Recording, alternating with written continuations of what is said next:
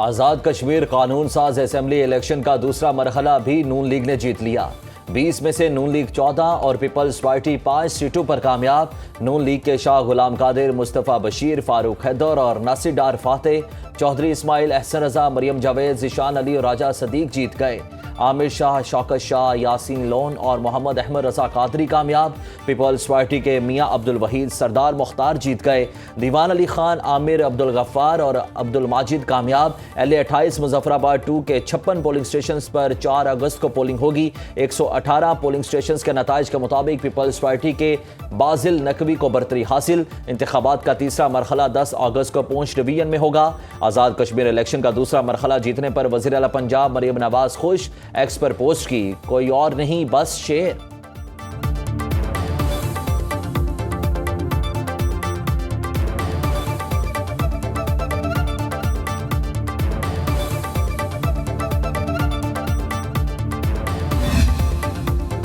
قائم مقام صدر آزاد کشمیر لطیف اکبر پر حملہ۔ LA-31 میں فائرنگ سے پیپلز پارٹی کارکن مشتاق شاہ کا قتل۔ LA-31 میں پیپلز پارٹی کے رکن قومی اسمبلی صلاح الدین جنیجو پر حملہ اور فائرنگ۔ بلاول بھٹو زرداری کی تینوں واقعات کی مذمت، کہتے ہیں گولی، لاٹھی، زور زبردستی سے نون لیگ آزاد کشمیر کے عوام کے ووٹ پر ڈاکہ مار رہی ہے۔ نون لیگ کے شرپسند عناصر نے پیپلز پارٹی کے کارکنوں پر براہ راست گولیاں چلائیں۔ پولیس سے مدد مانگتے رہے مگر کوئی نہیں آیا۔ ذمہ داروں کی گرفتاری کا مطالبہ کرتے ہیں۔ نون لیگ کا دھاندلی سے جیتنا عوام کا ریاست پر اعتماد ختم کر دے گا۔ الیکشن کمیشن ہماری شکایات پر کارروائی کرنے میں ناکام رہا۔ آزاد کشمیر الیکشن میں نون لیگ نے سادہ اکثریت حاصل کر لی۔ دوسرے مرحلے میں نون لیگ نے 20 میں سے 14 سیٹوں پر کامیابی حاصل کی۔ وزیر اعظم کے مشیر رانا ثناءاللہ کی وزیر امیر کشمیر امیر مقام کے ساتھ نیوز کانفرنس، کہا مہاجرین کی 12 میں سے 10 سیٹوں پر نون لیگ جیتی۔ انتخابی عمل شروع ہوتے ہی پیپلز پارٹی نے دھاندلی کا واویلا مچانا شروع کر دیا۔ مظفر آباد میں PP نے 3 سیٹیں جیتی۔ پیپلز پارٹی اب لوگوں کو بتائے وہ دھاندلی کے ذریعے کامیاب ہوئی۔ آزاد کشمیر میں شفاف انتخابات ہوئے۔ نون لیگ آزاد کشمیر میں اپنے وعدے پورے کرے گی۔ امیر مقام نے کہا کہ آزاد کشمیر میں انتخابات سے ریاست کی عملداری قائم ہوئی، جمہوریت، کشمیری عوام اور ریاست کی فتح ہوئی۔ عوام نے کارکردگی کی بنیاد پر نون لیگ کو ووٹ دیا۔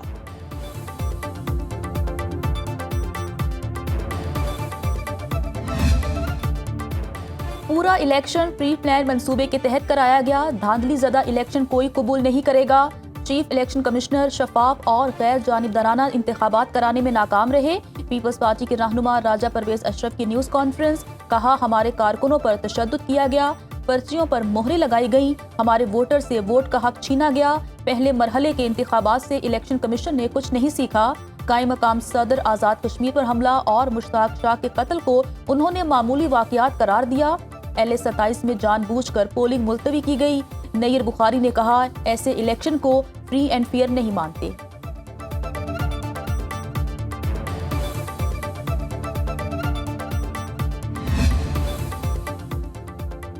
عزیز آباد کے بعد بہادر آباد کو بھی تالے لگ گئے۔ MQM کا مرکز بہادر آباد میدان جنگ بن گیا۔ پارٹی کا اجلاس ختم ہوتے ہی خالد مقبول صدیقی اور مصطفیٰ کمال گروپ کی ہاتھا پائی۔ مصطفیٰ کمال گروپ کے کارکنوں نے مرکزی کمیٹی کے ایک رکن کے کپڑے پھاڑ دیے۔ ذرائع MQM کے مطابق اجلاس کے دوران انیس قائم خانی کے کمرے میں داخل ہونے پر کوئی اپنی جگہ سے نہیں اٹھا۔ انیس قائم خانی نے زوردار آواز میں کارکنان کو اٹھنے کو کہا۔ MPA حافظ اعجاز الحق اور خاتون MNA سبین غوری کے ساتھ بھی بدتمیزی کی گئی۔ بہادر آباد مرکز پر ہوائی فائرنگ، پولیس کی بھاری نفری طلب۔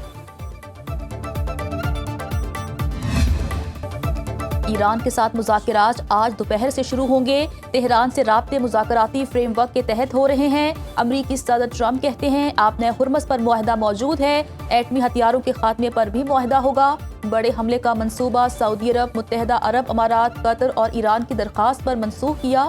ایران پر حملہ ہوتا تو یہ دوسری جنگ عظیم کے بعد سب سے بڑا حملہ ہوتا۔ میں لوگوں کو مارنا نہیں چاہتا، میری ترجیح معاہدہ کرنا ہے۔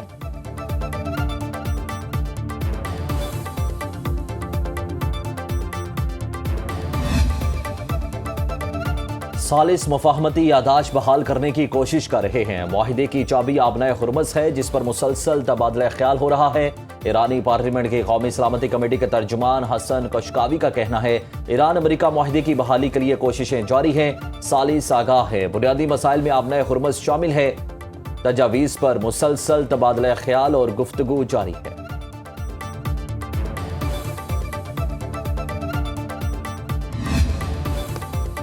ایرانی وزیر خارجہ عباس عراقچی کے اہم سفارتی رابطے فیلڈ مارشل سید عاصم منیر سے 24 گھنٹے میں دوسری بار ٹیلی فونک رابطہ۔ عباس عراقچی کی سعودی وزیر خارجہ شہزادہ فیصل بن فرحان سے گفتگو، ایرانی وزیر خارجہ کا ترک ہم منصب حاکان فیدان سے بھی رابطہ، خطے کی موجودہ صورتحال اور قیام امن پر تبادلہ خیال، علاقائی سلامتی اور استحکام کے فروغ پر اتفاق۔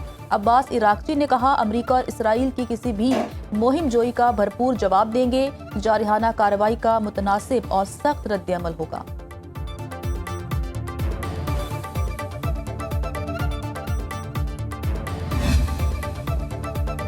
ایرانی وزیر خارجہ عباس عراقچی کہتے ہیں آبنۂ ہرمز پر ایران اور عمان میں مذاکرات حتمی مرحلے میں ہیں۔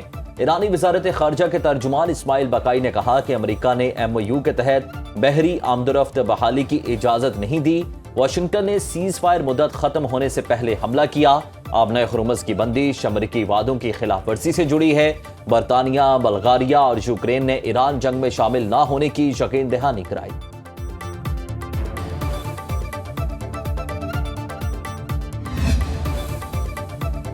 سعودی، قطر اور اردن کا بحیرہ احمر میں آزادانہ جہاز رانی کی بحالی پر اتفاق۔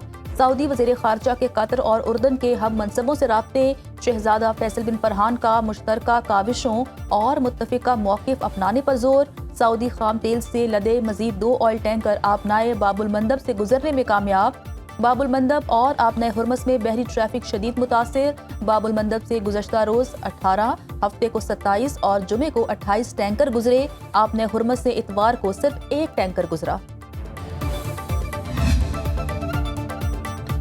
ایران اور امریکہ میں ممکنہ معاہدے کے مثبت اثرات، عالمی منڈی میں خام تیل 5% سستا، برینڈ کروڈ آئل کی قیمت $83.89 فی بیرل ہو گئی، WTI کا ایک بیرل $80.25 کا ہو گیا، گولڈ مارکیٹ میں سونا $4054 فی اونس میں فروخت، AI اور ٹیکنالوجی کمپنیز کے حصص کی قدر میں مزید گراوٹ، ایشیائی سٹاک مارکیٹس لڑکھڑا گئیں۔ پاکستان سٹاک مارکیٹ میں 2253 پوائنٹس کا بڑا اضافہ، 100 انڈیکس میں 1,78,347 کی سطح پر ٹریڈنگ، انٹر بینک میں $277.89 میں فروخت۔ محسن نقوی طاقتور ترین وزیر ہیں، کئی معاملات میں وزیر اعظم کو بھی جواب دہ نہیں، اب اگر وہ شکایت کر رہے ہیں تو پھر ہمیں گھر چلے جانا چاہیے۔ وزیر دفاع خواجہ آصف نے کہا محسن نقوی وزیر داخلہ ہوتے ہوئے بھی سسٹم کا حصہ نہیں، کابینہ اجلاس میں وزیر داخلہ کو صرف 2-3 بار دیکھا، محسن نقوی پارلیمنٹ بھی صرف 7 یا 8 بار آئے ہوں گے۔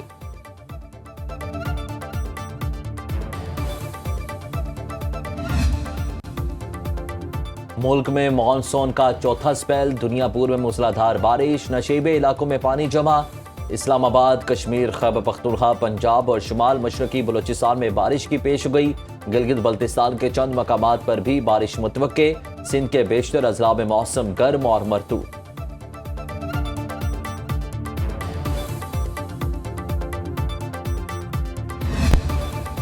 وزیر اعلیٰ پنجاب مریم نواز سے اوورسیز پاکستانیز فاؤنڈیشن کے وفد کی ملاقات، چیئرمین OPF کی وزیر اعلیٰ کو گرین انڈسٹریل اکنامک زون کے قیام پر بریفنگ، وزیر اعلیٰ مریم نواز کی گرین اکنامک زون کی تجویز پر آمادگی، جامع ایکشن پلان طلب کر لیا گیا۔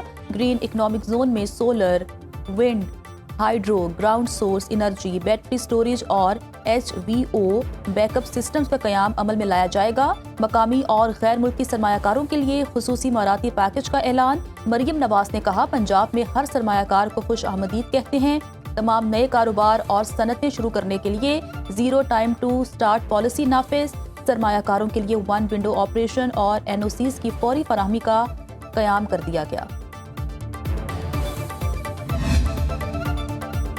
خیبر پختونخوا حکومت نے معدنیات کے لیے استعمال ہونے والے بارودی مواد پر پابندی لگا دی، یوریا کی خرید و فروخت اور نقل و حمل پر بھی پابندی عائد، تمام ڈپٹی کمشنرز کو اپنے اپنے اضلاع میں یوریا ڈیلرز کی تفصیلات بھی ارسال کرنے کی ہدایت۔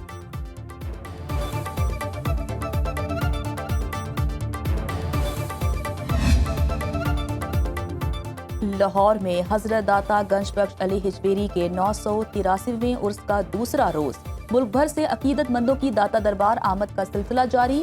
زائرین کی مزار پر حاضری، فاتحہ خوانی، ملک کی سلامتی اور استحکام کے لیے خصوصی دعائیں. محافل حسن قرات، ذکر، نعت خوانی، قوالی اور روحانی نشستوں کا سلسلہ جاری. دودھ کی سبیل اور وسیع پیمانے پر لنگر کی تقسیم. پولیس کے فول پروف سیکیورٹی انتظامات.